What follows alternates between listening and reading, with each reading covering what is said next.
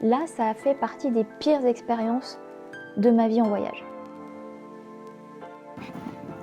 C'est dur. J'ai vraiment l'impression que ça pourrait être un coup de cœur.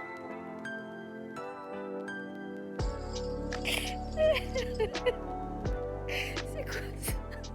Bienvenue dans ce vlog en Scandinavie. Et oui, je vais vous prendre avec moi durant ce voyage. Je vais lire les livres qui m'ont été imposés ce mois-ci, mais ils sont assez grands, donc en fait je pense que vous allez me suivre pour ces 3 livres tout au long de mon voyage en Scandinavie. En réalité, je suis actuellement à Copenhague et ensuite je vais en Suède. J'ai déjà été à Amsterdam qui n'a rien à voir avec la Scandinavie, mais moi je suis passée par Amsterdam. J'y ai passé quelques jours avec une copine et c'était vraiment super, il faisait super beau en plus. Et là, il fait beaucoup plus froid et je suis arrivée avant-hier. Hier, j'ai déjà passé toute la journée dans la rue à visiter, sous la pluie, dans le froid, mais je me suis fait une copine et on a passé la journée ensemble. Et c'était vraiment très sympa, très cool. Je reste encore une journée demain entière et puis après je pars en Suède en train à Lund et après j'irai à Göteborg toujours en train. J'irai 6 jours sur l'archipel de Göteborg sur 2 îles différentes et après je reprends le train et je vais à Stockholm. J'ai très envie pendant ce voyage de lire mes 3 livres qui m'ont été imposés ce mois-ci et qui étaient Bravoure de John Gwynne, mais ça va être un pavé je crois, donc ça va me prendre beaucoup de temps et puis je lis pas autant évidemment que quand je lisais toute la journée à Lima. J'avais aussi The Possession of Albadias de Isabelle Cañas à lire et je devais aussi lire Toutes les nuances de la nuit de Chris Whittaker qui fait aussi 600 pages. Écoutez, vous voyez, pour le moment où je suis dans une petite chambre avec des lits superposés, c'est un hostel tout simplement, mais j'ai la chambre pour moi toute seule. Donc c'est vraiment très cool parce que même si c'est tout petit, j'ai bien dormi dans mon petit bunk là. Voilà, j'ai pas beaucoup de place, hein. Il y a vraiment pas de place, mais bon, je mets mes affaires ici, je dors ici, et tout va bien, et je suis tranquille parce que je suis toute seule. Voilà pour cette petite introduction de vlog. Je vais vous mettre quelques images de mes voyages, je vous reprendrai quand j'aurai peut-être commencé un des livres cités. Peut-être que je vais commencer par The Possession of Albadias, juste parce qu'il est beaucoup plus petit et je vais pouvoir donc vous parler plus souvent. C'est une bonne stratégie aussi. En tout cas, je vous retrouve très bientôt pour un prochain clip et de prochaines aventures surtout.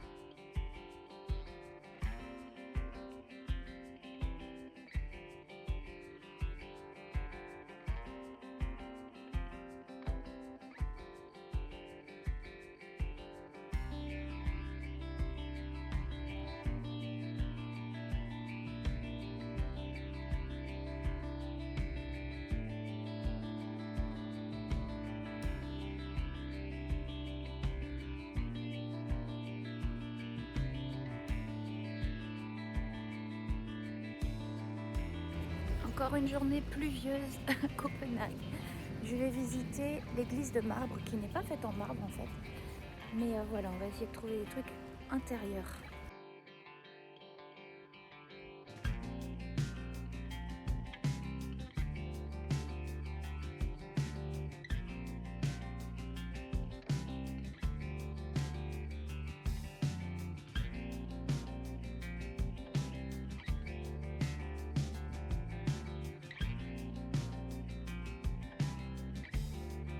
Donc près de l'église Marmorkirken, vous pouvez trouver ces petits, tous ces bâtiments orange qui appartenaient à l'armée, je crois. Ils étaient tous, c'est comme les casernes en fait. Et c'est tout un quartier comme ça, avec des maisons orange partout. C'est très sympa pour se balader. Bon, aujourd'hui c'est pas le meilleur moment pour se balader ici, mais je voulais aller voir ça. Il y a des militaires en fait juste devant moi, donc je vous confirme que c'est certainement encore utilisé par les militaires. Ils sont juste devant moi. Maintenant je vais me taire, sinon ça fait bizarre.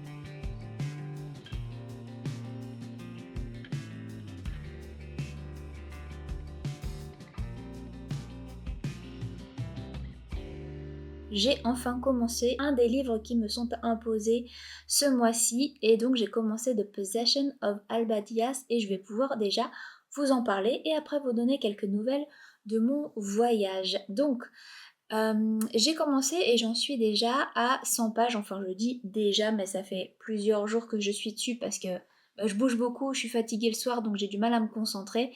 En plus de ça c'est quand même un texte qui est assez recherché. Je pense qu'il y a une jolie prose, voilà, parfois un petit peu contemplative, un peu lyrique, il y a pas mal de métaphores, notamment dans les descriptions, dans les sentiments, donc c'est quand même un texte qui se lit en anglais, puisqu'il n'est pas encore traduit en français pour l'instant. C'est pas un texte qui se lit très rapidement, quoi. Ici, on va avoir deux points de vue de personnages dans ce roman. On a le point de vue d'Elias qui a un sombre passé qu'on va commencer à apprendre à connaître. Et de l'autre côté, donc, on va avoir notre personnage d'Alba, évidemment, The Possession of Alba Diaz. Alba qui va apprendre certaines choses sur son passé, je ne vous dis pas quoi parce que comme déjà le texte était peut-être un peu lent, c'est bien de l'apprendre en le lisant. Là on se retrouve au moment d'une épidémie terrible. Donc en même temps que son histoire personnelle où en fait elle va se fiancer avec un homme qui s'appelle Carlos parce qu'en fait ça les arrange bien tous les deux. Elle veut être indépendante, elle n'a pas envie d'être mariée avec n'importe qui et comme sa famille a pas mal d'argent, on aimerait bien qu'en fait elle soit mariée avec certaines personnes, elle n'a pas envie. Donc voilà, avec Carlos, c'est un deal, ils vont être fiancés. Toujours est-il qu'en fait, toute la famille d'Alba, donc sa mère, son père, elle, et puis celle de Carlos, dont Elias, parce qu'Elias c'est son cousin, eh bien ils vont partir dans les mines. Et très rapidement, Alba, elle va ressentir quelque chose d'assez étrange dans ces mines, quelque chose qu'elle ne comprend pas, un sentiment, l'impression qu'elle n'est pas la bienvenue et l'impression qu'elle doit fuir. C'est un roman d'horreur, mais c'est pour le moment en tout cas quelque chose qui est assez lent à se mettre en place, c'est plus des sensations. Donc j'en suis là pour le moment, à peu près 100 pages. Et on alterne entre les deux points de vue, le point de vue d'Elias et celui d'Alba. Et Alba et Elias, eh bien, évidemment, ils vont apprendre à se connaître aussi, et c'est pas impossible qu'il y ait une petite attirance entre eux. Donc on va voir ce qui va se passer dans la suite, je vous ferai un point. Et puis, eh ben, écoutez, autant maintenant vous dire où je suis, puisque là, je suis en Suède, je suis à Lund, dans cette petite ville qu'on m'avait d'ailleurs invitée à venir visiter, et en effet, je me suis décidée, et vraiment j'aime beaucoup cette ville, en plus on est en plein printemps, et il y a beaucoup de cerisiers en fleurs et des lilas. Et la ville embaume le lilas et c'est hyper agréable, en plus il fait beau. Mais en Suède c'est pas chaud en fait, hein. On est le 15 mai mais il fait peut-être 10-13 degrés, vous voyez. Donc, mais franchement, aujourd'hui j'ai fait une très très belle balade juste à quelques kilomètres de Lund. Il y a une réserve nationale et le seul parc national, je crois, de Suède. Et moi, je suis allée faire un tour dans la réserve nationale, donc j'ai marché presque 10 km. Et après, je suis allée voir un magnifique musée, je vous mettrai le nom ici parce que je m'en souviens plus, qui était super. C'était un musée en plein air avec en fait toute la vie des gens d'avant, des vieilles maisons, des vraies maisons hein, qu'ils ont récupérées, les vrais objets des gens de l'époque et tout. Et c'était vraiment très très chouette. C'est le genre de visite que j'adore faire. Voilà, donc je suis arrivée à Lund hier. Hier, j'avais été aussi visiter le musée national du Danemark, et puis je suis venue ici, j'ai été visiter la cathédrale, j'ai fait beaucoup de choses. Et je voulais vous montrer aussi ce que j'avais rapporté de Copenhague.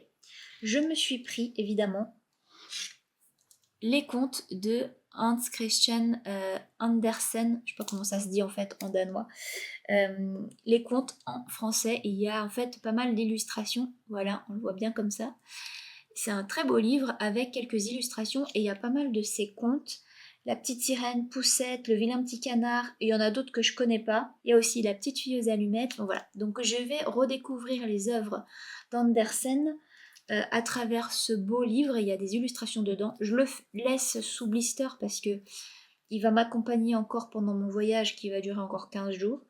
Donc je le laisse pour l'instant protégé, mais je vous le montrerai quand je l'ouvrirai, quand je serai de nouveau à Bordeaux. Et voilà, donc Copenhague c'était très chouette, mais il a beaucoup plu. Puis j'ai rencontré plein de voyageurs en fait, parce que j'ai fait en fait des tours guidés, j'en ai fait 2, avec Politically Incorrect, ça s'appelle, et en fait c'est un petit peu l'humour noir, grinçant.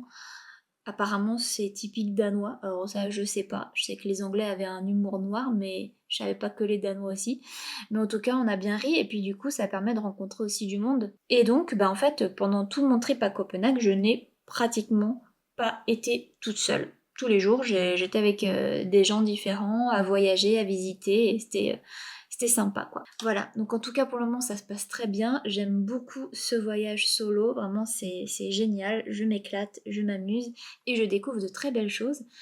Et donc, eh bien, écoutez, je vous reprendrai très rapidement pour mes prochaines aventures et la suite de mon avis de The Possession of Albadias. Je vous laisse ici et je vous reprends dans quelques jours certainement.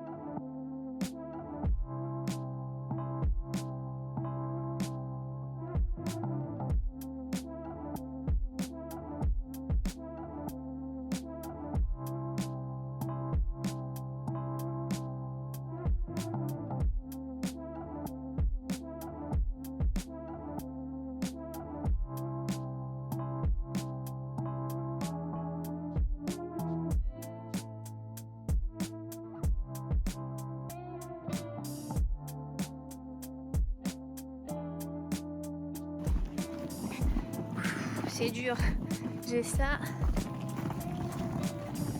Et en fait, la valise elle est lourde à tirer, mais c'est magnifique. Il y a plein de petites maisons partout. Marcher 2 km, j'en peux plus. Oh là là, comment je vais faire avec tout ça, avec ma valise et tout. La catastrophe. Je pense que je suis arrivée. Je pense que c'est ma maison pour 3 jours.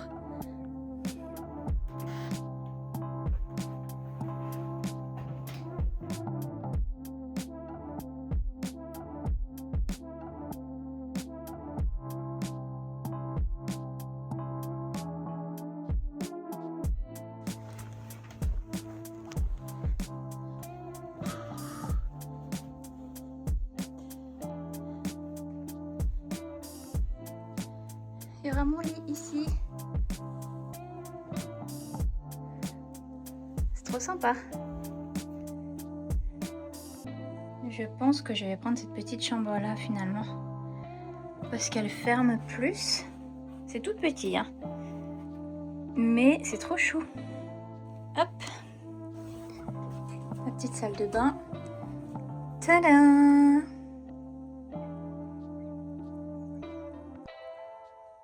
Et voilà les amis, me voilà à Brano, je suis arrivée. C'était dur pour arriver jusqu'ici parce qu'il a fallu que je marche plus de 20 minutes dans des endroits pas forcément évidents avec mon gros sac, etc. Mais bon, finalement, je suis arrivée et je suis bien contente parce que franchement, ça valait le coup, parce que je suis dans un Airbnb super mignon. Je vais pouvoir aussi vous parler du livre que j'ai lu puisque j'ai terminé The Possession of Albadias. Donc, je pense que ce roman, c'est quand même un mélange de pas mal de choses. Une histoire de possession démoniaque, mais c'est aussi quand même une fresque historique qui va parler de certains sujets hyper importants, on en reparle un petit peu après. Et puis ça parle aussi d'une histoire d'amour interdite, mal vue, et aussi, eh bien, tout ça est sur fond d'histoire, comme je le disais, puisque on va avoir comme toile de fond les mines d'argent au Mexique au XVIIIe siècle. Donc ça se passe, j'ai pas trop saisi la date exacte, mais c'est dans les années 1700 en tout cas. Moi, j'ai donc continué le roman. Je trouvais qu'il était assez difficile, effectivement, et dense et riche en anglais. J'ai trouvé que c'était le cas jusqu'à la fin du roman.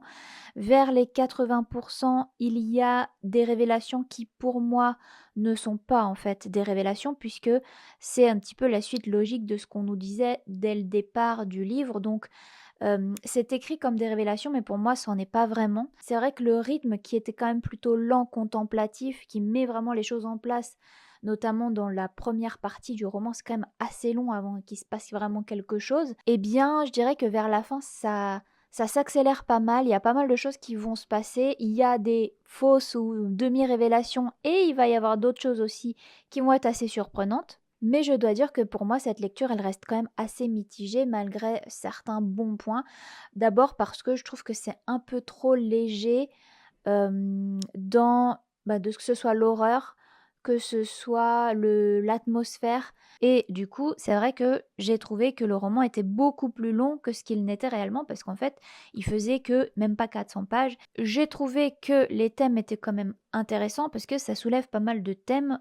Évidemment, le colonialisme, évidemment aussi la condition des femmes, parce que finalement, la possession, c'est pas forcément l'esprit démoniaque, mais c'est quand même la possession des femmes par le patriarcat, par la religion, par la famille, par la figure du mari.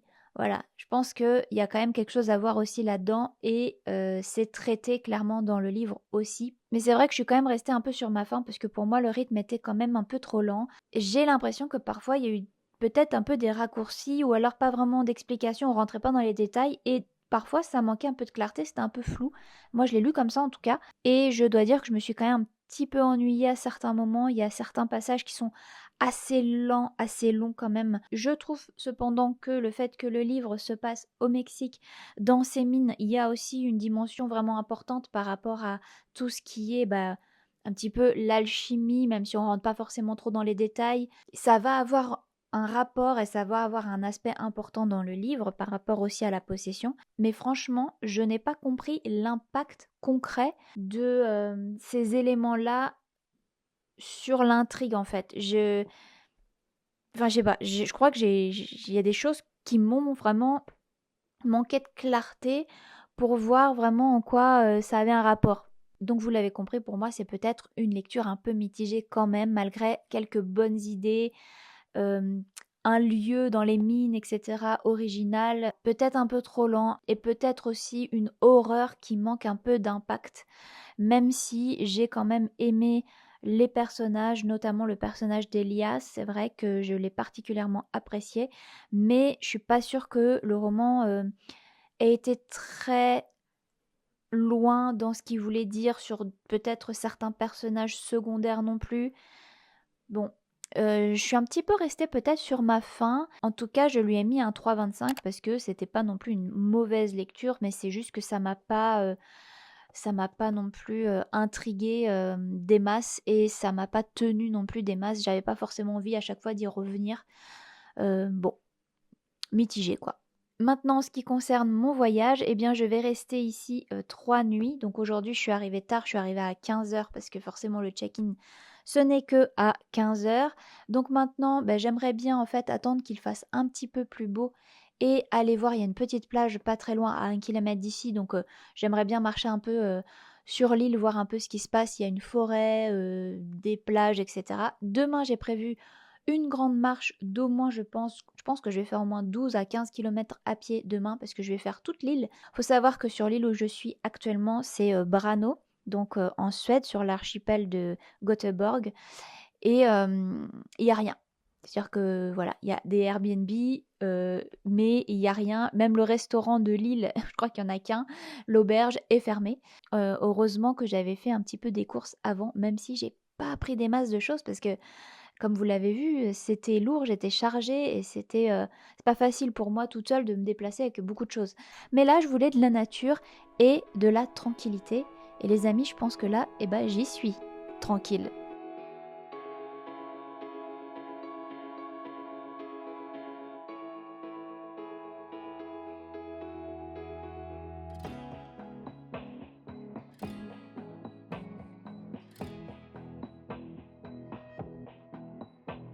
Je crois que je vais me poser là parce que c'est trop mignon. Je suis absolument toute seule. J'ai pas croisé grand monde, franchement. Et voilà, je suis tombée sur une petite mare comme ça, en plein milieu des rochers. Donc trop joli. J'ai décidé de me lire un petit chapitre de bravoure pour avancer un peu et profiter de cet endroit magnifique. Et voilà, j'arrive sur une autre île.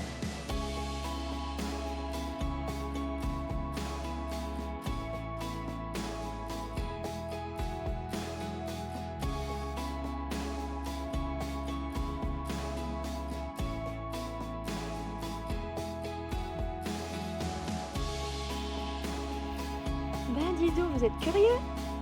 Il me fait des câlins. On voit que c'est gentil.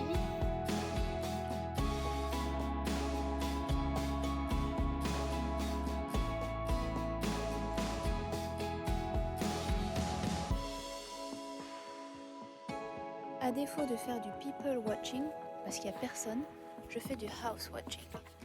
Ils ont des maisons de fou. C'est trop beau. Waouh. Les maisons sont dingues. Non mais je rêve là. Elle est trop belle, avec les rochers partout.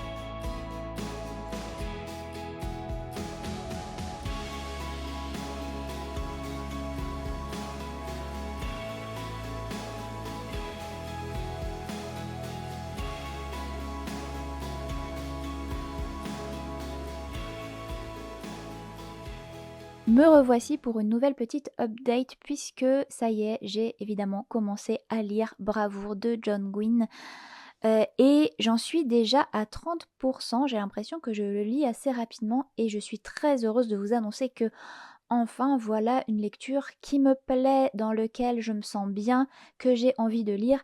J'ai presque pas envie de lâcher mon livre et je suis assez fatiguée quand même le soir parce que hier par exemple j'ai fait 15 kilomètres de rando. Franchement, j'étais fatiguée, mais j'ai pas envie de regarder la télé le soir, j'ai envie de lire mon livre malgré que forcément ça me demande plus d'efforts, de concentration, mais je suis tellement bien dans ma lecture que tant pis si ça me demande de l'effort, je lis, je lis, je lis jusqu'à ce que j'en puisse plus. J'ai lu un petit peu aussi quand j'ai fait des pauses pendant ma rando. Et aujourd'hui, j'ai lu aussi sur la plage, j'ai fait 6 kilomètres de rando à Brano encore aujourd'hui. Donc pour vous mettre dans le contexte, Bravoure, c'est le deuxième tome de la saga de John Gwynne, le livre des terres bannies. Le premier tome, c'était Malice, que j'avais adoré. Malice, c'était aussi un gros pavé qui faisait au moins 800 pages, je crois, si mes souvenirs sont bons. Et Bravoure, je crois que ça va être en tout cas 800 si c'est pas 900 pages en version liseuse. Ici, on est vraiment sur une fantaisie épique. On va se retrouver sur une fantaisie peut-être un petit peu classique où vont s'affronter le bien et le mal. Il y a bien sûr une prophétie et la notion aussi d'élu, d'où ce que je vous disais, peut-être une fantaisie classique dans le genre avec l'élu, le bien, le mal, etc. Mais il y a aussi donc cette histoire de prophétie sur fond de guerre, de pouvoir. On a des stratégies politiques, des stratégies aussi militaires. On a évidemment des trahisons. Comme je vous l'ai dit, le bien contre le mal s'affrontent. Mais finalement, parfois, c'est un peu flou qui fait partie du bien et qui fait partie du mal. Et donc évidemment, moi je vais vous faire un avis sans spoiler, donc je vais rester assez vague mais assez précise pour que vous puissiez comprendre un petit peu de quoi parle le livre quand même. En tout cas, dans ce deuxième tome, on a encore énormément de personnages. Vraiment, c'est une fantaisie épique. Il y a beaucoup de points de vue de personnages. Dans le premier, je crois qu'il y en avait, si c'est pas 7 ou 8 différents personnages qu'on suivait. Et là, bah, ça me semble être un petit peu la même chose et je vous avoue que c'est vraiment des séries de livres à lire assez rapidement et pas laisser passer 2, 3, 4 mois ou plus, vraiment. Heureusement, au fur et à mesure de ma lecture, et même encore là, au fur et à mesure des 30%, je commence à me rappeler de certaines choses qu'au début, j'avais pas forcément en tête.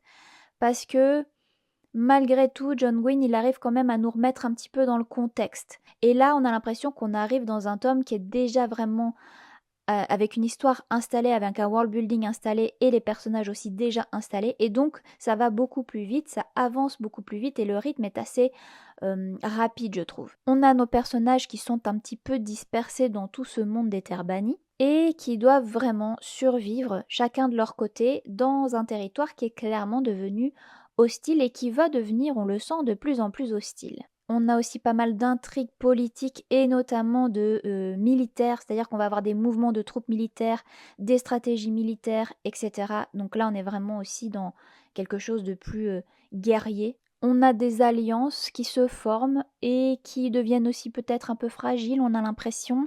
Et encore une fois, cette prophétie qui, on a l'impression, prend de plus en plus de place et je me pose beaucoup de questions par rapport à cette prophétie et ça, c'est vrai que ça me tient beaucoup en haleine, je suis très intriguée. Par contre, je me pose beaucoup de questions par rapport à d'autres personnages où, je vois qu'ils trichent, je vois qu'ils mentent, je vois qu'ils font semblant, mais il y en a d'autres, je me dis: «Est-ce qu'il est vraiment au courant de dans quel clan il est vraiment, en fait, celui-là?» On ne sait pas encore trop, tout n'est pas fixé et les 2 clans vont certainement finir par s'affronter, mais pour l'instant, je pense qu'on essaie de voilà, de créer des alliances et il y a tellement de faux semblants que c'est pas si évident de s'en sortir et c'est vrai que c'est assez passionnant et malgré le fait qu'il y a beaucoup de personnages, chaque fois qu'un chapitre s'ouvre sur un nouveau point de vue, moi je suis happée dans ma lecture. Vraiment, je j'ai pas un personnage, enfin, il y a des personnages que j'adore plus que d'autres bien sûr parce qu'on les a suivis depuis le début et que ce sont des personnages principaux, mais les personnages secondaires dont on a aussi le point de vue sont intéressants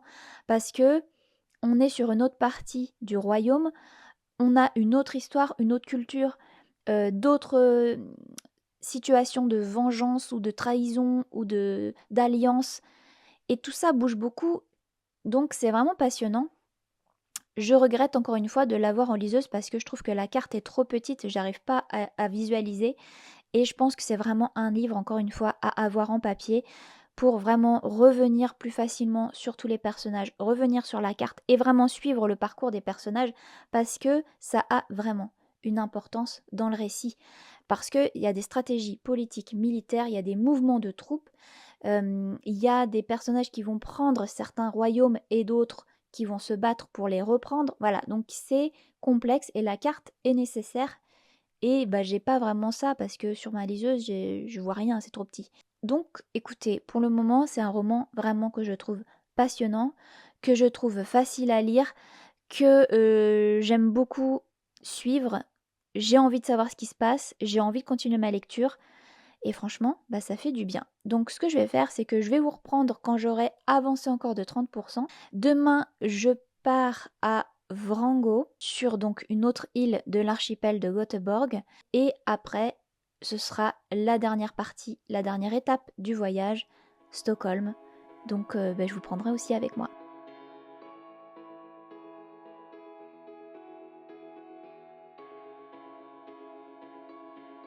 Me voilà à Vrango. Oh, c'est trop gentil. Ils m'ont laissé un prosecco sur la table. Oh, c'est magnifique. Il y a une petite salle Trop mignon. Il y a une petite mezzanine en haut aussi. Je peux dormir là-haut si je veux.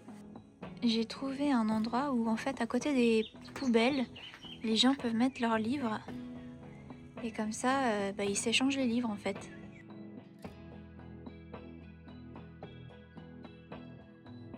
Bon, clairement, je trouve les plages, cette plage en tout cas, beaucoup plus belle que ce que j'ai pu voir à Brano.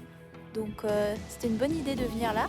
C'est absolument magnifique. C'est un terrain gigantesque avec une plage gigantesque.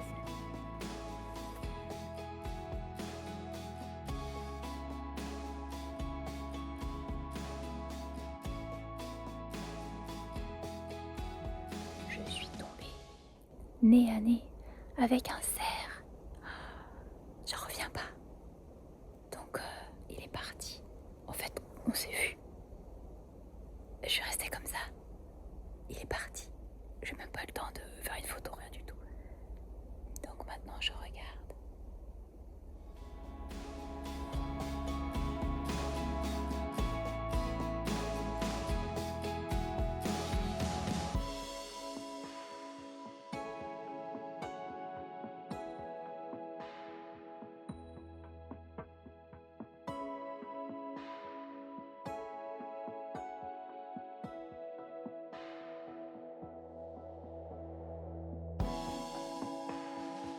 Quand tu crois que tu as vu le plus beau, et bah tu tombes sur encore plus beau.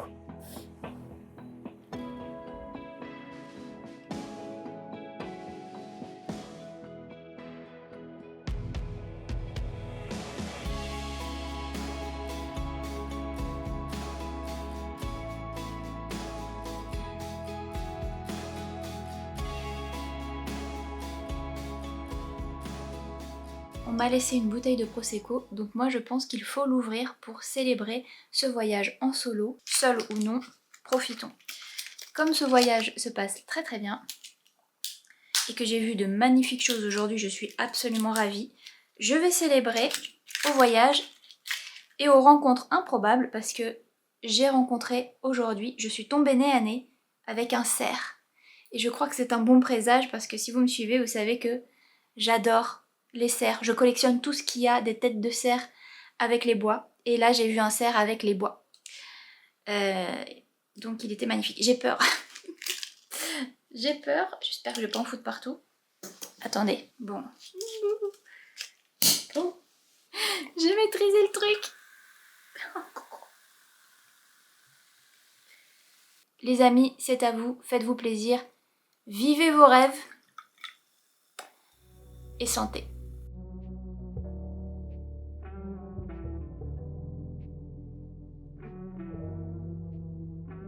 Depuis que je suis arrivée sur Van Gogh, j'ai une sensation un peu bizarre. En fait, c'est tellement parfait que c'est presque irréel et ça me fait penser d'être dans le film Le Truman Show ou dans les Sims. Vous choisissez, mais je vais vous montrer les maisons. Là, on est totalement dans les Sims. C'est pas possible, autant de perfection.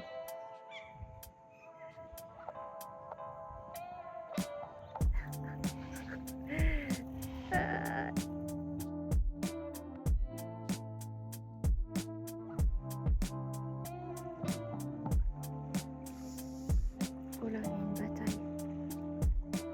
Oh là là. Qu'est-ce qui se passe? Oh là là. Qu'est-ce qu'il faut?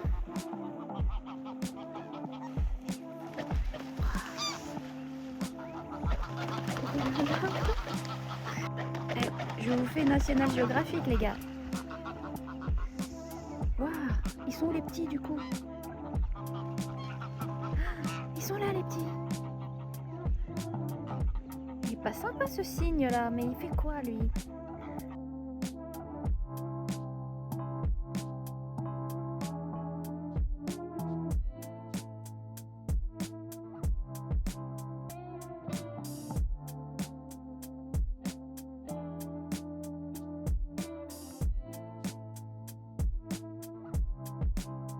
J'ai trouvé la plage.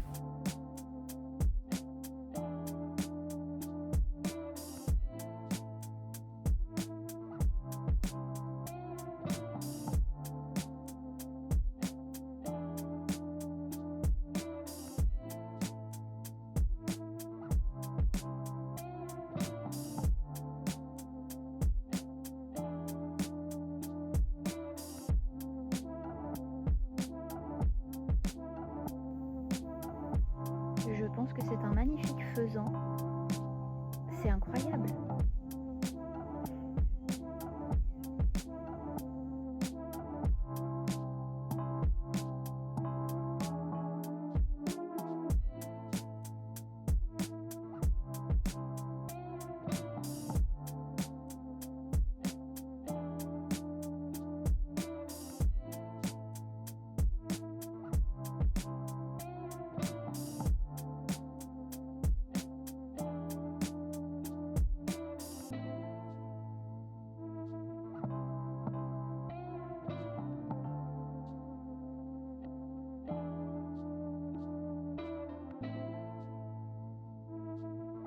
Alors je reviens entre deux randos pour venir vous parler de bravoure puisque j'avance très vite en fait. J'ai l'impression en tout cas d'avancer très vite parce que d'abord c'est un livre qui est franchement très engageant. Je suis à fond dans ma lecture, j'ai envie de le lire et en plus c'est vrai que là vu que je suis sur l'île, j'ai quand même plus de temps aussi pour le lire. Même quand je fais des randos, je me pose, je lis, comme vous avez pu le voir peut-être sur les images que j'ai prises. Donc j'ai l'impression que j'avance vite et c'est tellement agréable aussi à lire que franchement c'est un vrai plaisir que de rouvrir ce livre et d'avancer. Là je dois dire qu'on a aussi pas mal de choses qui se passent, on a pas mal de combats épiques, c'est une fantaisie épique, donc là c'est vrai qu'il y a pas mal de combats épiques qui se déroulent, et ce qui est vraiment intéressant que j'ai remarqué, c'est que le fait qu'il y ait plusieurs points de vue, en fait ça nous permet vraiment de voir ces batailles de l'intérieur et de différents points de vue de personnages, et aussi des points de vue qui ne sont pas forcément dans le même clan. Donc c'est intéressant parce qu'on a cet aspect de tension selon les différents personnages, d'émotion aussi, même quand ils sont pas dans le même clan, mais chacun veut gagner et chacun doit gagner. Donc c'est vraiment, on a l'impression qu'on fait vraiment le tour total de ces combats. Il y a bien, comme je vous l'ai dit, deux clans qui s'affrontent et la prophétie, la fameuse prophétie, prend de plus en plus de place. La prophétie, elle dit que les deux divinités qui se font la guerre depuis des millénaires, donc on a Elion, le dieu de la lumière, et Asroth, le dieu de l'autre monde, ils feront bientôt leur retour, mais à travers deux champions, l'étoile vive et le soleil noir. Qui est l'étoile vive? Qui est le soleil noir? Je ne dirai rien, mais c'est là qu'il y a un certain flou et c'est là que ça devient vraiment intéressant pour tous nos personnages et tous les points de vue qu'on peut voir et qui sont développés dans le roman. J'aime aussi évidemment que l'on retrouve dans ce roman la présence d'animaux qui accompagnent certains personnages parce que là encore ça donne un peu plus de saveur, ça donne plus d'émotion, il y a des liens affectifs et en plus ces animaux, alors il y a des corneilles, corbeaux, chevaux, évidemment les loups, les loupen, ils vont vraiment avoir leur place dans l'histoire, dans les enjeux, et ils vont avoir leur propre personnalité, et ils vont vraiment accompagner nos personnages, et on s'attache aussi beaucoup à certains de ces animaux, et ça nous permet vraiment d'avoir quelque chose de très complet, je trouve.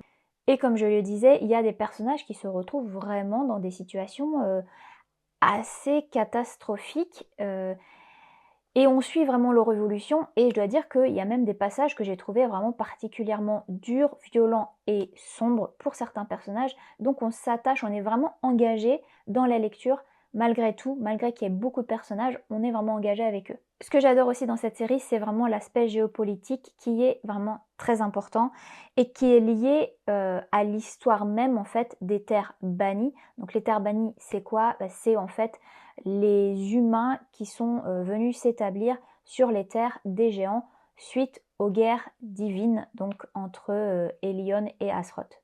Du coup, maintenant, il y a des tensions de partout. Il y a des tensions, ne serait-ce que déjà, entre les géants. Ça a toujours eu lieu. Il y a des tensions entre les humains, entre les différents royaumes, entre les peuples, entre les créatures, mais aussi autour de certains artefacts magiques qui ont justement été créés à cause de cette première guerre divine, mais aussi de la fameuse prophétie. Donc voilà, c'est la géopolitique, mais c'est au cœur en fait de beaucoup d'éléments qui s'entremêlent, de personnages, de magie, de clans, et tout ça est entremêlé de façon brillante, franchement. Par moments, je me dis, mais comment John Gwynne a pu construire un tel univers? Franchement, il est fort pour construire vraiment quelque chose qui paraît un peu éparpillé au début, et puis petit à petit, plus on avance dans le roman, on se rend compte que tac tac tac, ça se tisse. Je m'éclate dans cette lecture, j'adore, j'ai juste envie, c'est de continuer. Donc écoutez, c'est ce que j'ai prévu de faire pour le reste de la journée, et je reviendrai vous voir quand j'aurai terminé ce roman.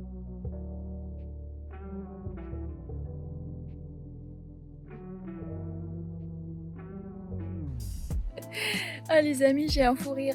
Il y avait donc écrit partout le phare, le phare, le phare. Je suis arrivée devant le phare. Je vous montre le phare.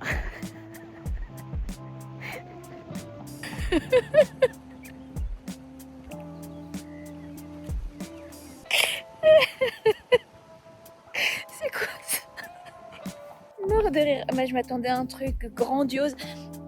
Je vais vous montrer, je crois que j'ai pris une photo hier, le phare pour les jeux des gosses sur l'île de Vrango était plus grand que ce truc. Et là, il est encore plus petit en vrai. Depuis que je me rapproche, il est encore plus petit.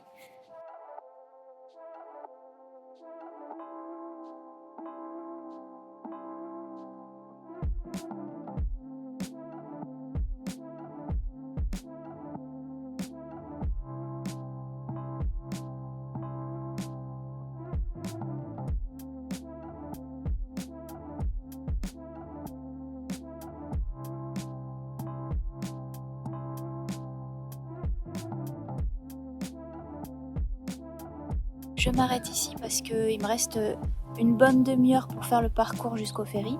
Et je tombe sur un spectacle absolument magnifique. Il y a énormément de biodiversité ici, c'est un petit lac en fait.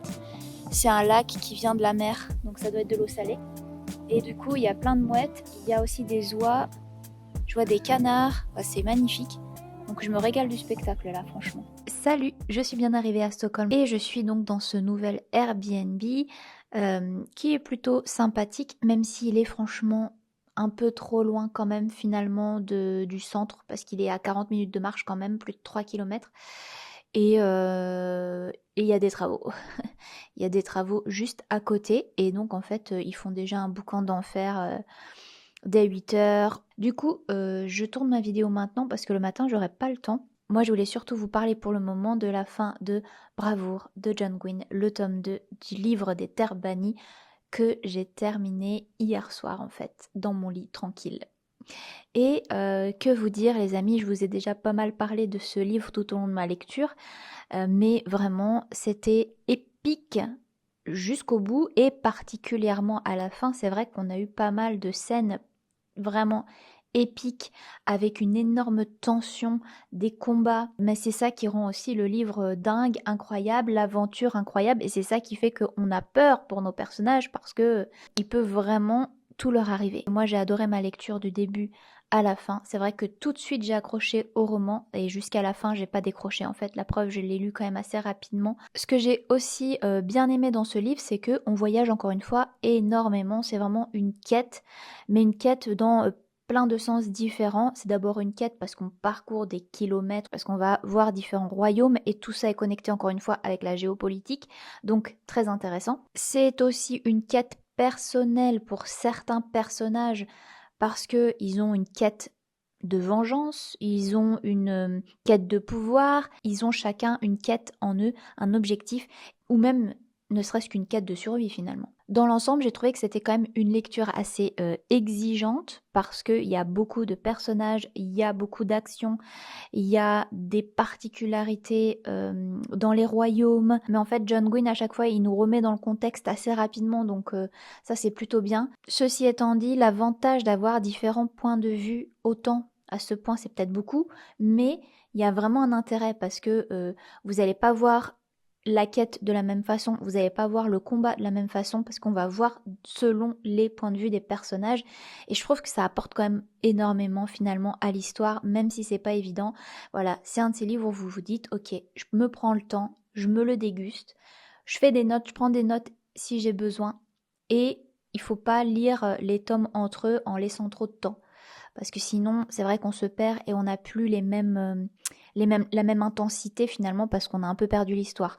Et je pense aussi qu'il faut la carte à côté vraiment pour suivre parce qu'il y a un vrai intérêt géopolitique là-dedans. Donc, comme je vous l'ai dit, un livre passionnant, une histoire incroyable, hyper bien tissée, on retombe sur nos pattes à chaque fois à un moment donné parce qu'on voit les liens, les connexions qui se font. Je sais pas, ouais, John Green il est fort pour ça parce qu'il arrive à tout remettre ensemble à la fin et c'est vraiment magique. Ça paraît magique en tout cas. Et puis c'est une lecture qui est passionnante.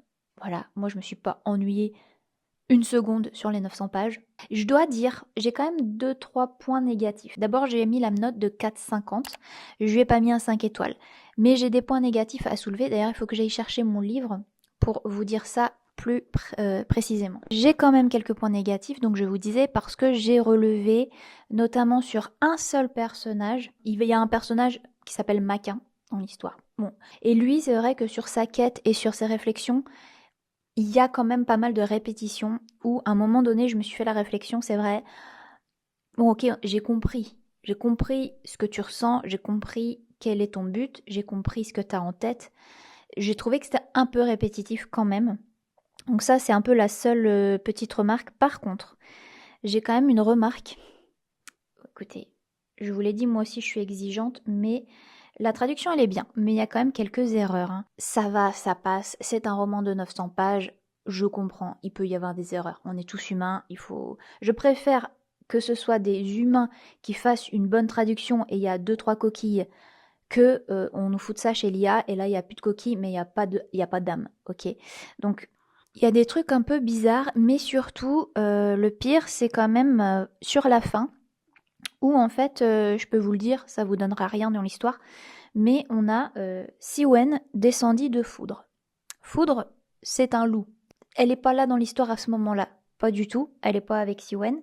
Donc je me dis, mais qu'est-ce qu'il raconte? D'où sort Foudre dans l'histoire?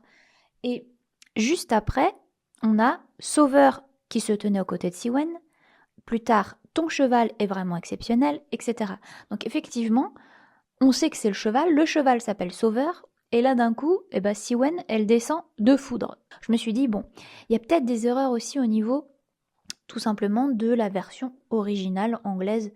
Sauf qu'en fait, aujourd'hui, je me suis baladée à Stockholm, donc évidemment, je me suis dit, je vais voir si j'ai pas le livre en anglais, et donc je vous mettrai bien le passage ici, où on voit qu'effectivement, c'est une erreur de traduction française. Donc il y a des petites erreurs comme ça, un peu d'inattention, j'ai l'impression. Rien de très très grave, ceci étant dit quand même. Je salue quand même le gros travail qui a été fait parce que c'est un sacré bouquin.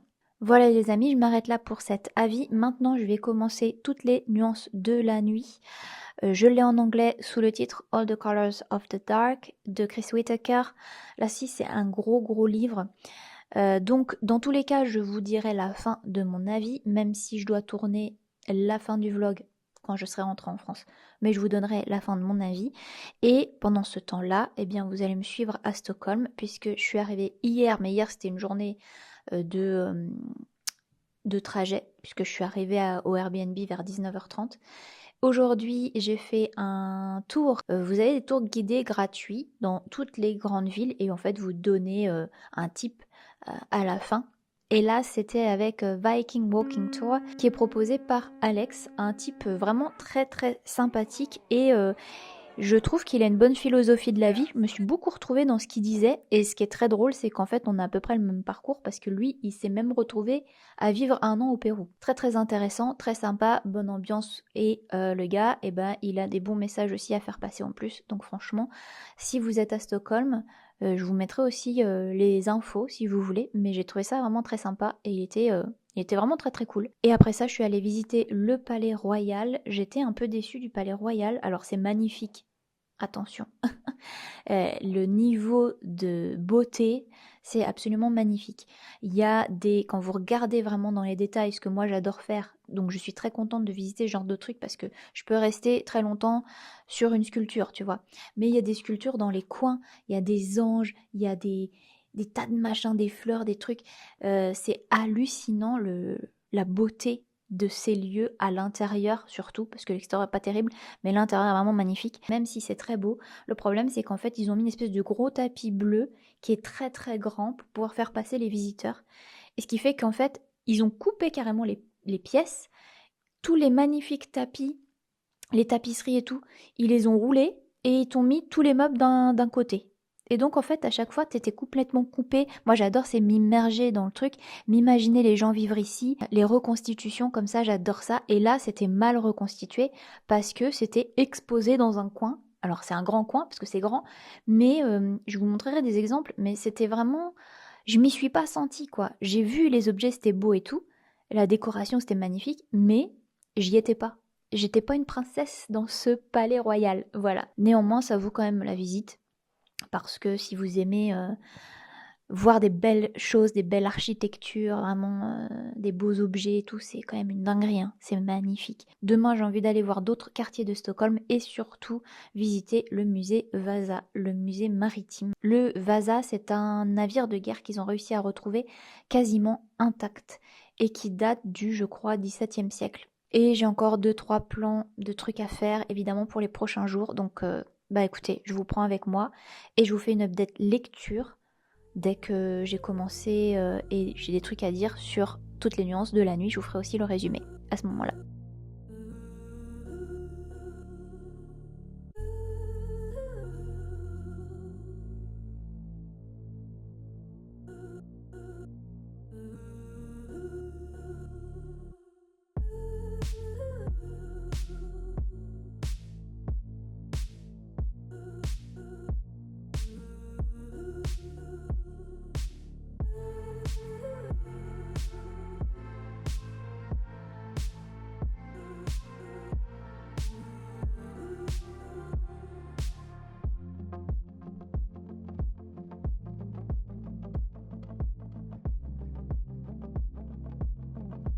La beauté du truc, c'est incroyable. Vraiment, c'est impressionnant, j'adore.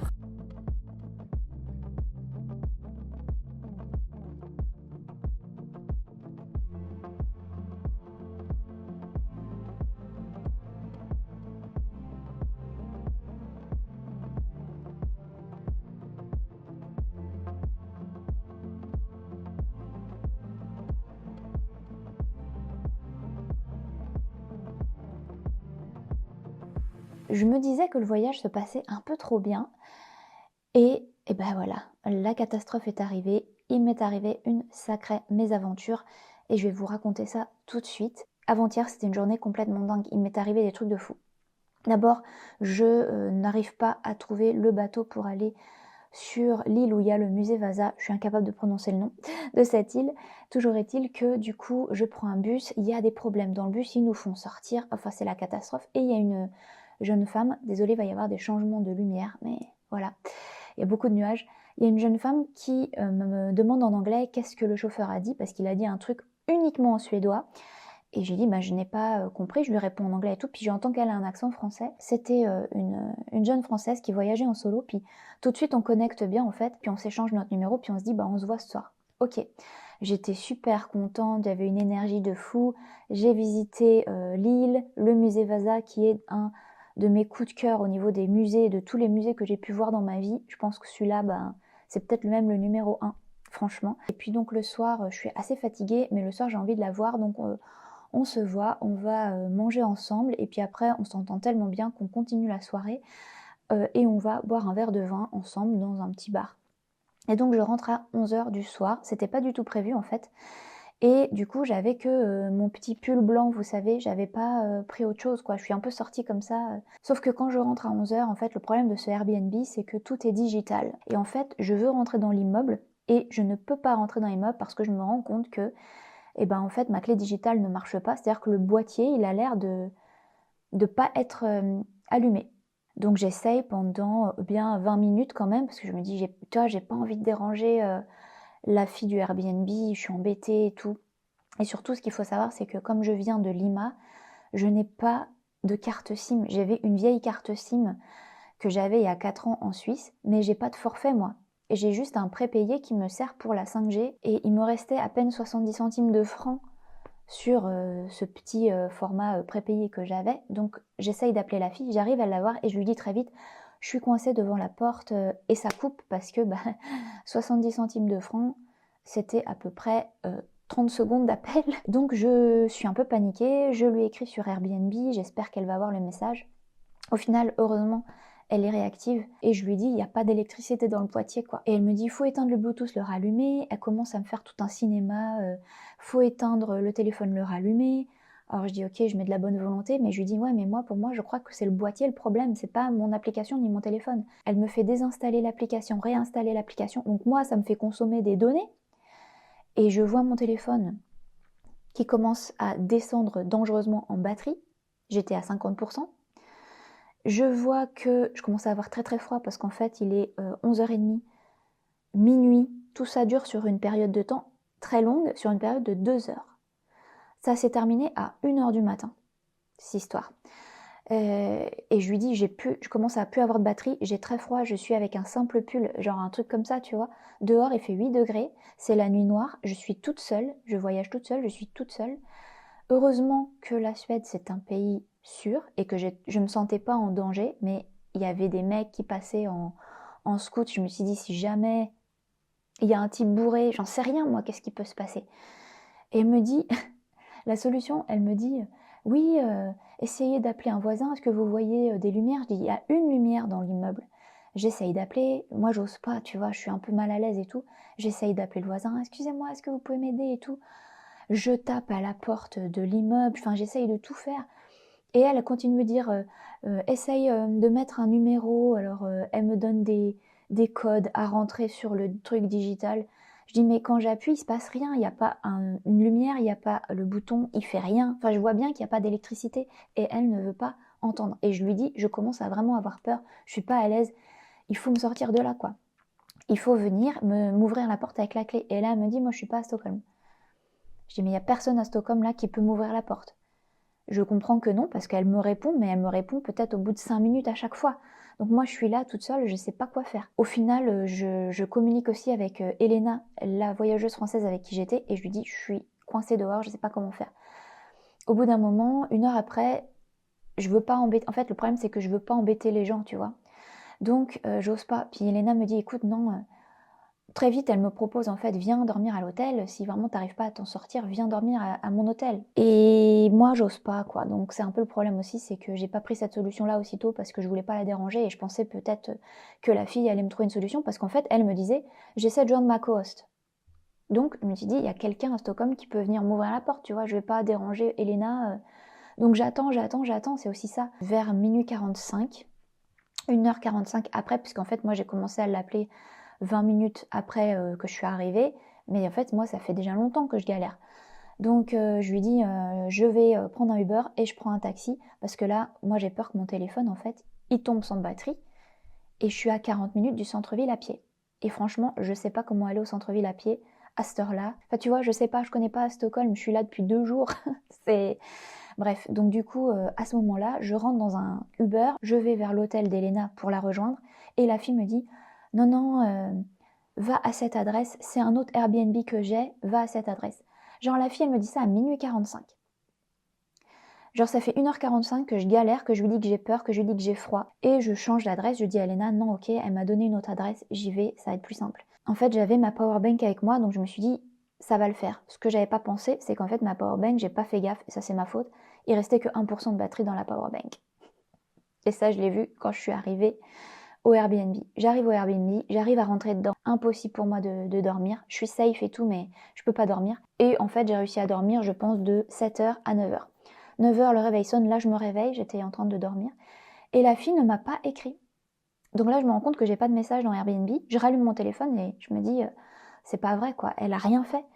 Donc je lui écris, je dis mais je fais comment maintenant parce qu'il faut que je rentre, j'ai pas de batterie et ce problème c'est que si j'ai pas de batterie, il faut que je trouve encore une autre solution en ville pour trouver quelqu'un ou un Apple Store ou je sais pas quoi qui peut me recharger ma batterie parce que j'ai besoin de ma batterie pour rentrer dans le truc parce que tout est digital, il n'y a pas de clé physique. Elle me répond quand même au bout d'une demi-heure. Elle me dit je vais contacter le propriétaire de l'immeuble pour qu'il ouvre la porte avec la clé et on laissera la porte ouverte.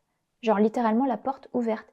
Mais je lui dis, ouais, mais moi, je vais faire comment dans la journée? Parce que les gens, ils vont fermer la porte. Si les gens ferment la porte, je ne peux pas rentrer dans l'immeuble parce qu'en fait, elle me dit, elle a regardé les caméras de surveillance et en effet, j'avais raison.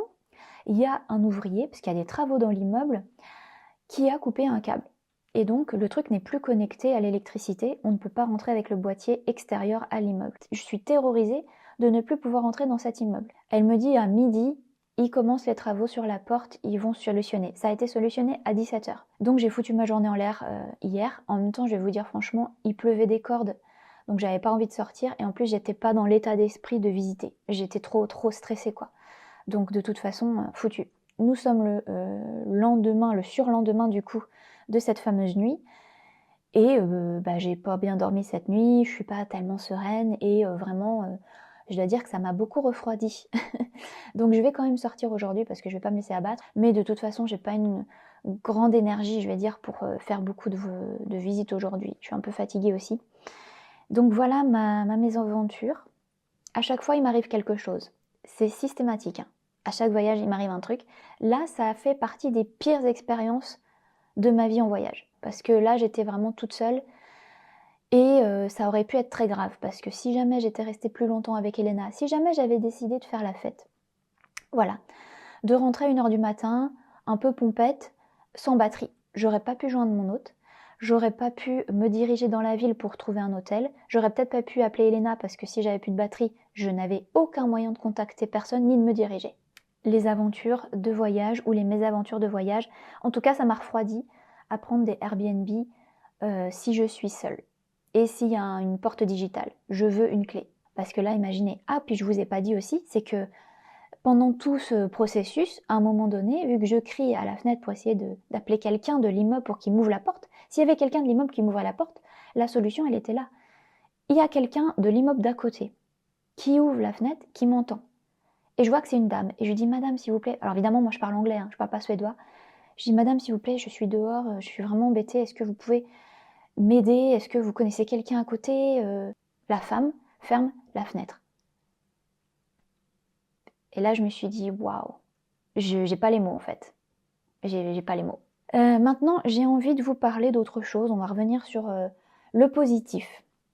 Et je vais vous parler de Toutes les nuances de la nuit de Chris Whittaker que j'ai lu depuis 2-3 jours. Là, je suis dessus. Et là, je suis actuellement à 50% et j'ai très envie de vous en parler parce que c'est vraiment une très très bonne lecture. Ah, je passe du coq à l'âne, hein. Mais écoutez, je reviens un petit peu sur le vlog lecture. Je vais vous faire un résumé assez court parce que je pense que ce livre mérite vraiment d'être découvert pendant la lecture et mérite de ne pas trop en savoir. Toutes les nuances de la nuit, c'est un roman noir que je qualifierais plutôt même de drame psychologique. Faut le lire comme ça, avec quand même un côté assez fiction littéraire important parce qu'on va vraiment avoir une belle plume et rentrer dans la psychologie des personnages, ce que j'apprécie vraiment beaucoup. Donc ici on se retrouve dans les Ozarks, dans une petite ville tranquille, et on va suivre un personnage qui s'appelle Patch et qui a 13 ans et qui un jour, dans cette petite ville tranquille pourtant, va assister à l'enlèvement d'une de ses camarades de classe. Lui, il décide d'intervenir et en fait, il va se faire kidnapper à la place de sa camarade de classe. Je ne vais pas vous en dire plus, même s'il y en a plus dans le résumé, mais moi je ne vais pas vous en dire plus. Si vous n'avez pas lu le résumé, ne le lisez pas et vous allez découvrir vraiment ce qui se passe parce que les événements vont prendre une tournure inattendue. Chris Whittaker, vraiment, il a une plume que j'adore. Il y a quelque chose de vraiment merveilleux dans ce qu'il écrit. J'adore, je me régale, vraiment. Et j'adore aussi la manière dont les personnages sont pensés, sont introduits, sont réfléchis. Je trouve qu'on s'accroche énormément aux personnages. Je trouve que vraiment, ils ont un truc en plus qui fait qu'on adore. Enfin, moi, j'adore les suivre, en fait, ces personnages. Dans le début, on pose assez rapidement les bases. On comprend, notamment sur ces deux personnages, Patch et Saint, qu'on va suivre au départ. On va avoir leur psychologie, on va avoir toute leur histoire familiale qui est assez lourde, assez dure aussi, leur fragilité.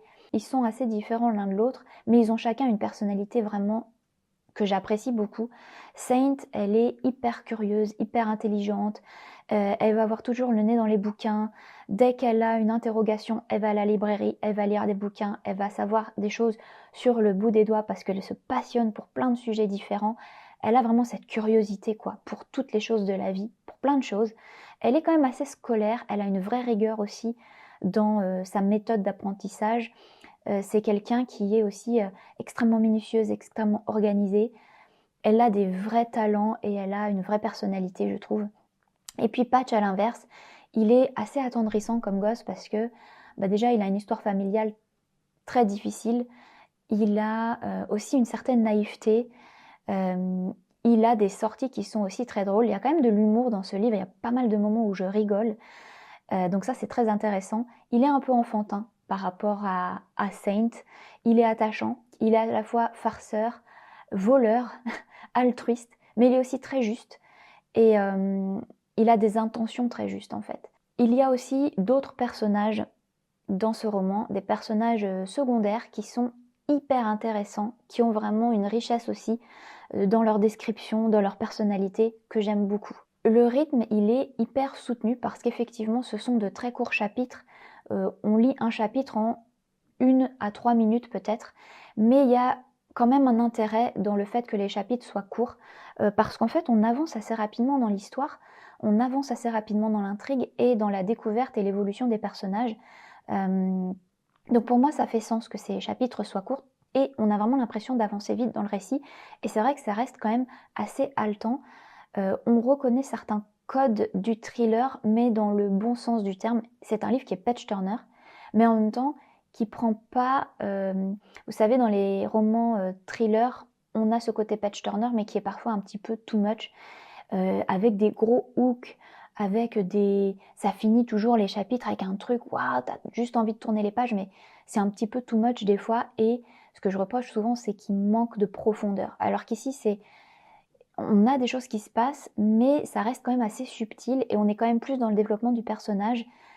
Malgré tout, c'est quand même assez page-turner. Donc en fait, la formule, la recette, elle est géniale et je suis totalement happée dans ma lecture. Ils ont 13 ans, donc ils ont aussi des réactions qui sont parfois naïves, enfantines, qui sont très drôles. Et puis ça prend au cœur aussi parce qu'ils ont des expériences de vie qui sont assez difficiles. Donc voilà, on a vraiment une richesse d'émotions dans ce roman. Je ne vois pas les pages passer, je ne vois pas le temps passer quand je lis ce livre. À partir de 40% du roman environ, il y a une bascule temporelle qui fait qu'en fait il y a une évolution dans l'histoire en termes de temps. On va passer plusieurs années et on va les suivre en fait au fur et à mesure des années, et tout ça c'est tenu par un certain fil rouge dont je ne vous dirai rien. Je suis vraiment prise dedans et à 50% du récit, j'ai vraiment l'impression que ça pourrait être un coup de cœur. Donc écoutez, je vais continuer ma lecture et je vous en parlerai quand je l'aurai terminé. Je vous mettrai quelques images finales de mon voyage qui va donc se terminer aujourd'hui. Aujourd'hui, c'est ma dernière journée à Stockholm. Et je viendrai vous faire un dernier point quand je serai donc arrivée à Bordeaux et que j'aurai terminé le roman pour vous dire ce que je pense de la suite. Mais pour l'instant, j'adore.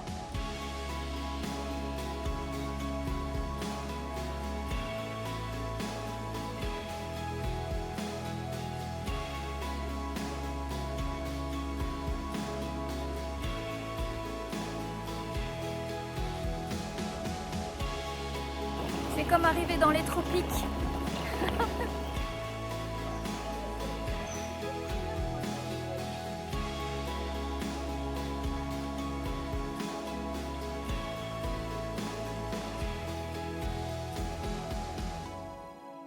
Salut les amis, me voilà encore dans un nouveau décor, mais ce sera peut-être un peu le décor que vous allez voir à partir de maintenant. J'ai retrouvé la pépette qui est en train de dormir ici, qui était très contente de me voir. Je pense que je vous ai mis un petit clip parce que c'était trop drôle. Et hier soir aussi, j'ai terminé Toutes les nuances de la nuit de Chris Whittaker et j'ai envie de vous en parler maintenant parce que j'ai vraiment beaucoup aimé cette lecture et je l'ai lu hier pendant le voyage et en fait je me suis gardé la fin pour le lire ici parce que je voulais être vraiment concentrée à fond pour déguster la fin de ce livre. Je dois vous dire que vers 60%, entre 60 et 70%, je me suis dit tiens, ça s'essouffle un petit peu et je voyais vraiment pas où le roman voulait m'amener. Et en fait, non, c'est hyper logique, hyper intelligent et c'était nécessaire pour la construction de l'histoire et de ce qu'on voulait vraiment nous dire dans le roman. Donc ça, extrêmement bien vu de la part de l'auteur. Effectivement, ça ne s'essouffle pas, c'est normal dans la progression de l'histoire. En fait, ce livre, c'est simple, j'ai aimé tous les éléments du livre. Je trouve que c'est un polar qui est hyper intelligent, c'est aussi un roman sombre, un roman noir. Le polar en lui-même, le côté un peu thriller aussi, parce qu'il y a un côté un peu thriller, un peu un côté page turner quand même aussi, mais j'ai trouvé que ça reposait vraiment sur des bases solides et j'ai trouvé que contrairement à certains thrillers où il y a des révélations, des twists qui sortent un peu de nulle part, qui sont un peu faciles ou qui sont toujours un petit peu basés sur la même recette, ben là, on n'est vraiment pas là-dedans. C'est pour ça que je dis que c'est vraiment un polar hyper intelligent qui se construit lentement, qui, euh, qui prend son temps mais qui se construit en fait, voilà. Et d'ailleurs, j'ai pas envie de dire que ce roman-là c'est un polar, parce qu'en fait ce serait vraiment réducteur, parce que ce roman-là c'est beaucoup plus que ça en fait. C'est une histoire d'amitié, c'est une histoire d'humanité, c'est une histoire d'amour pur, c'est aussi une histoire de quête de justice, de vérité, c'est une histoire de persévérance, d'obsession même peut-être aussi. C'est un drame humain, c'est même une tragédie. C'est une histoire de sacrifice. C'est un thriller super malin, c'est un polar, c'est un page turner aussi, parce que ça se dévore. Mais c'est aussi un roman qui est très littéraire, qui a une belle plume et qui fait aussi la part belle à l'art, à la culture. Et c'est vraiment les éléments de lumière en fait dans ce roman, l'art. En tout cas pour moi, un des points forts de ce livre, c'est vraiment, entre autres, parce qu'il y a vraiment beaucoup de points forts, mais c'est vrai que peut-être c'est les personnages. Parce qu'en fait, les personnages, ils construisent le récit, ils construisent l'ambiance, ils construisent le livre, et ils nous donnent à vivre tellement d'émotions que vraiment, moi, j'étais tout le temps dans l'émotion, en fait. Tous les personnages sont extrêmement bien construits, que ce soit les personnages principaux ou secondaires. Tous ont une histoire vraiment hyper intéressante ou poignante ou bouleversante. Tous ont des nuances, tous ont un caractère, une personnalité, et le roman est porté par ces personnages qui sont humains, qui sont profondément vivants, qui ont leurs défauts, leurs qualités. Il y a des fois, tu les suis pas vraiment dans ce qu'ils font, tu comprends pas où ils veulent aller parce qu'ils sont humains justement. Et le roman est porté par ces personnages. Et surtout, le roman est porté par les émotions que nous font vivre ces personnages, par leur tragédie, par leur histoire. C'est aussi une histoire familiale, tiens, j'ai oublié de dire ça, mais c'est aussi une saga familiale, ce roman. Finalement, on se rend compte que tout tourne autour d'eux, autour de leurs émotions, autour de leur vécu, de leurs expériences, mais aussi de leurs sacrifices, de leurs évolutions, de leurs émotions aussi, leur soif de justice. Ils apportent tous quelque chose, et moi j'ai aussi beaucoup ri dans les dialogues, je me suis régalée vraiment avec ces personnages. Pour moi, c'est un roman que j'ai trouvé bouleversant, parce que comme j'ai dit, il apporte vraiment beaucoup d'émotions grâce aux relations humaines, grâce aux liens qui se tissent, grâce aux promesses qui sont faites. Et tout ça, ça donne beaucoup d'émotions au cœur du récit, tout le temps. Et justement, je trouve que le titre est vraiment bien choisi, notamment au français. Dans le titre, on a le mot nuance, toutes les nuances de la nuit, et ça résume tellement bien ce livre parce que, effectivement, c'est un polar sombre qui montre les pires facettes de l'humanité, qui, notamment avec l'art, justement, je le disais avant, mais aussi les relations humaines, malgré tout, qui montre aussi toutes les beautés et toute la lumière qu'on peut retrouver aussi dans l'humanité et pas seulement le sombre, l'horreur, le sordide. Il y a aussi cette part de beauté, de lumière. Donc je trouve que le titre est vraiment bien choisi parce que c'est l'expérience de lecture que j'en ai ressentie en fait. Toutes les nuances de la nuit, All the Colors of the Dark, c'est un roman qui se situe sur plus de 30 ans, mais c'est un roman qui est addictif du début à la fin et c'est un roman qui nous propose toute une palette d'émotions. C'est tellement intelligent, c'est tellement bien ficelé, c'est tellement bien réalisé, c'est tellement bien écrit que je mets à ce roman un 5 étoiles parce que c'est un coup de cœur et j'ai senti dès le début que ce serait un coup de cœur parce que j'ai été plongée dedans et j'en suis pas ressortie jusqu'à la fin. J'ai adoré ça et Chris Whittaker, j'ai déjà des livres lui dans ma wishlist qui sont rentrés dès le... Même que j'avais pas terminé le livre, j'ai déjà rajouté des livres à lui dans ma wishlist parce que je trouve que Il est d'une intelligence incroyable et c'est un roman qui est formidable. C'est un roman, voilà, c'est un polar, le polar que peut-être je voulais lire, vraiment. Donc écoutez, je suis étonnée parce que c'est un roman que je laissais un peu traîner, que j'étais pas sûre que j'allais aimer, je pensais que c'était trop long, que ça allait pas marcher, que c'était trop lent, et pas du tout. Que vous dire de plus? J'ai tout aimé. Donc écoutez, le vlog il va s'arrêter ici, puisque mon voyage aussi s'est arrêté avec ce roman. Dans l'ensemble, des bonnes lectures, parce qu'entre Bravoure et Toutes les nuances de la nuit, je me suis vraiment régalée. Je me suis aussi régalée dans ce voyage que vous avez pu vivre avec moi à travers ce vlog. J'ai vu des choses incroyables, j'ai vécu aussi beaucoup d'émotions. Comme je vous l'ai dit, il y a eu des péripéties, mais franchement dans l'ensemble, tout s'est extrêmement bien passé. J'ai adoré partir seule. J'ai trouvé que ça m'avait appris beaucoup de choses, ça m'a donné beaucoup confiance en moi. J'ai aussi rencontré plein de voyageurs et ça c'était super, voilà, de re-rencontrer des gens, de discuter, de voir des gens du monde entier, c'était super chouette. J'ai même envie de refaire un autre voyage solo parce que vraiment je trouve que ça construit une personne, je trouve que ça nous fait nous confronter vraiment à nous-mêmes et je trouve que ne pas avoir besoin de la validation d'un autre quand on est à l'étranger, ne pas chercher cette validation et juste dire je vis un moment extraordinaire et je le vis moi seule et ça suffit parce que je peux en profiter moi, j'ai pas besoin que quelqu'un d'autre valide ce que je vis, ça fait évoluer énormément je trouve. Et en tout cas, moi, c'est comme ça que je l'ai vécu. Donc voilà, une expérience extraordinaire. J'espère que vous aurez aimé ce vlog, ce que j'ai pu vous donner à travers ce vlog de ce que moi j'ai vécu.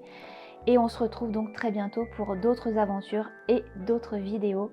Merci d'avoir visionné le vlog jusqu'au bout et merci pour vos likes et commentaires. Ciao les amis!